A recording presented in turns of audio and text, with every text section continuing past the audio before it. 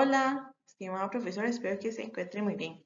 Este es mi trabajo final de la materia de inteligencia emocional del curso 02092. Este curso se basó específicamente en la lectura de la educación emocional, su importancia en el proceso de aprendizaje, escrita por José Ángel García Retana. Esta lectura tenía 5 puntos esenciales, una introducción donde él nos mete a lo que es la educación y la inteligencia emocional. Luego toca por subdivisiones lo que son las emociones, luego la inteligencia emocional, que es la cognición, la emoción y el aprendizaje, y finaliza con lo que es el papel del educador, en lo que es la educación emocional y los estilos de aprendizaje. A continuación, quiero iniciar con una de las frases que él tiene en el texto, que dice que la educación de la afectividad y las emociones debe ser considerada como una condición primaria para el despliegue de la personalidad.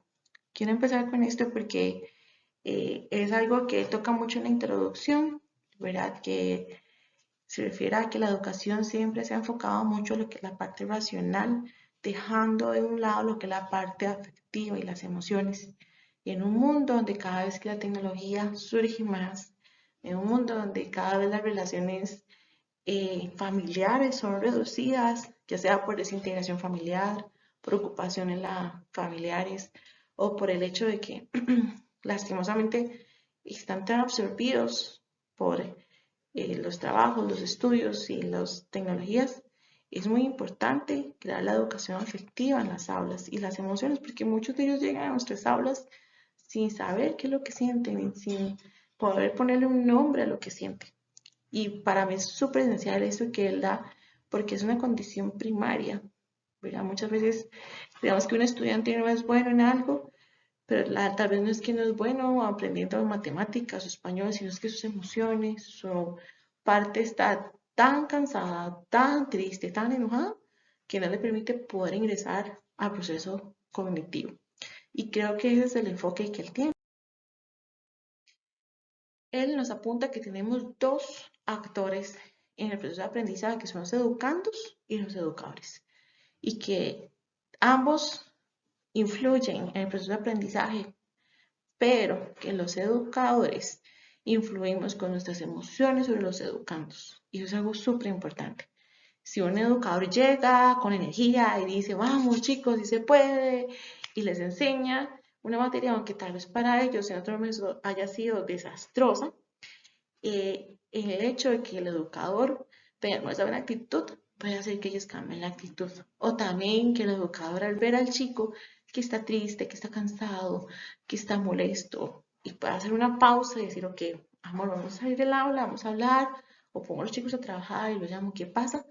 Entonces le damos esa atención y hacemos que el chico luego pueda recapacitar y volver con otro ánimo. O hasta si a él le ha fallado en los exámenes, si él ha costado aprender y decirle, bueno, vamos a ver, vamos a lograrlo. Entonces él se enfoca en esto, en que el educador influye grandemente en los educandos y que nosotros debemos tener siempre bien claro ese rol a la hora de enseñar. Luego de esto, él viene y define las emociones. Toma diferentes definiciones de muchos autores y en algo que todos están de acuerdo es que son a veces difíciles de definir, ¿verdad? Ahora, en general, las emociones se asocian a reacciones afectivas y como sabemos, la mayoría son de aparición repentina y muchas son de gran intensidad, otras son transitorias y otras son nada más que tenemos un cambio, lo manejamos a lo interno, pero esa emoción está ahí, ¿verdad? Es como cuando una persona hace un comentario que usted le cae fuerte y usted dice, mejor me quedo calladito, porque si respondo, exploto. Decidí elegir esta imagen, ¿verdad? De una película que es muy famosa, que habla sobre las emociones, porque básicamente nos recuerdan que ahí están esas 6 emociones que son como la base, ¿verdad? Que son el enojo, la tristeza, la alegría, el temor y el disgusto, y que a la hora de relacionarse entre ellas nos van forjando otras como la frustración, el enamoramiento, bueno, un montón. Pero lo más importante de esto es que las emociones siempre son una respuesta al entorno. Eso es inevitable y por lo cual es súper importante que los niños y los estudiantes y también los educadores puedan identificarlas. Ahora, él viene y habla luego de la inteligencia emocional. Inicia con una breve reseña histórica, donde nos habla que primero que habló sobre estos términos fue Howard Gardner, cuando empezó a hablar sobre las inteligencias múltiples, y que luego se desencadenó en lo que la teoría en la práctica, ¿verdad? De que existen diferentes inteligencias, y aunque la intención de él no era en sí como crear la inteligencia emocional, gracias a esto vinieron otros dos autores, ¿verdad? Que son Peter Salovey y John Mayer, que en el 90 vienen y proponen como una respuesta contra el conductismo, ¿verdad? Que fue el constructivismo.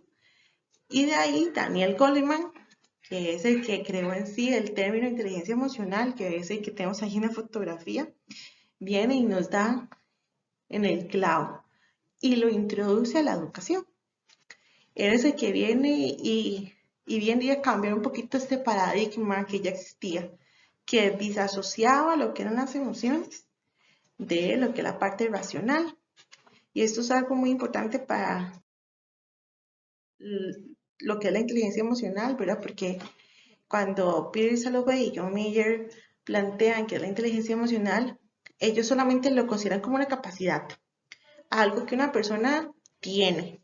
Y entonces, ¿cómo lo tiene o no lo tiene? Y además que todo como una supervisión de sentimientos y emociones. Pero luego cuando ya llega Daniel Goleman, lo que dice es que no es algo ahí, es algo, es una habilidad que todos tenemos y que podemos aumentar o disminuir o capacitar, que, no es, que es igual que la inteligencia. Entonces, que es algo que se puede educar y que sobre todo es la capacidad de reconocer las emociones propias como las ajenas. Cuando Daniel Goleman viene y hace esto, crea inmediatamente una división en la educación, porque la educación antes era antiemocional, era meramente racional, y veían lo racional como algo objetivo, y lo emocional como algo subjetivo, como bueno, algunos sí tienen la capacidad y otros no. Entonces, cuando él viene y crea esto, hace definitivamente, abre un nuevo pasaje en la parte de la educación. Pero acá es donde entra en juego, ¿verdad?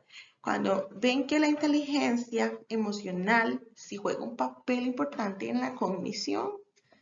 Y ahí es cuando vemos esos ejemplos de niños que tienen un montón de problemas en casa y les cuesta aprender. Y no es que no tienen la capacidad racional para lograrlo, es que sus emociones no se lo permiten.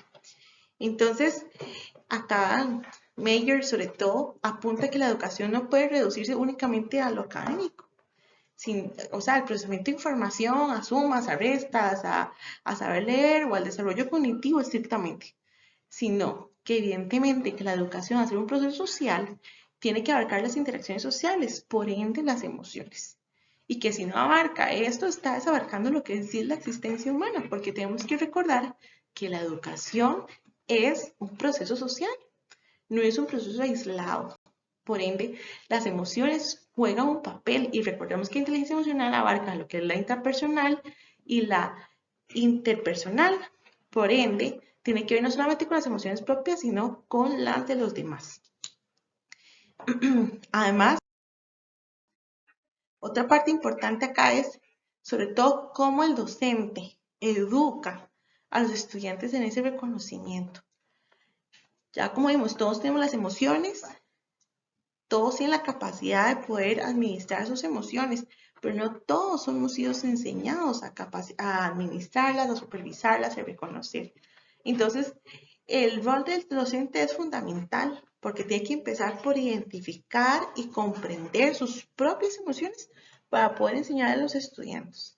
Y una vez que ya lo ha logrado, él lo tiene que traspasar. Eso a través de un proceso positivo de enseñanza. Y eso también va a unir definitivamente con lo que son los estilos de aprendizaje, ¿verdad? Porque van a haber estudiantes que tal vez con que el educador se siente por aparte y le hable y le diga, mi amor, lo que está sintiendo es frustración, podemos manejarlo así.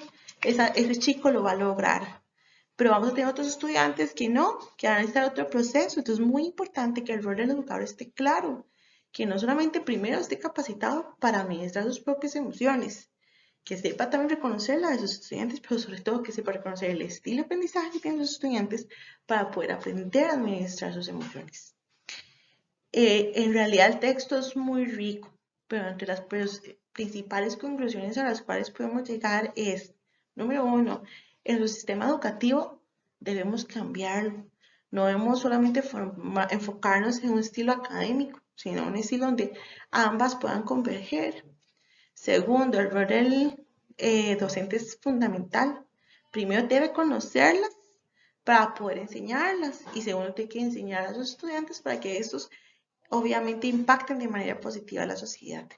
Y tercero, el proceso cognitivo no está separado ni divorciado de la parte emocional. Ambos van de la mano.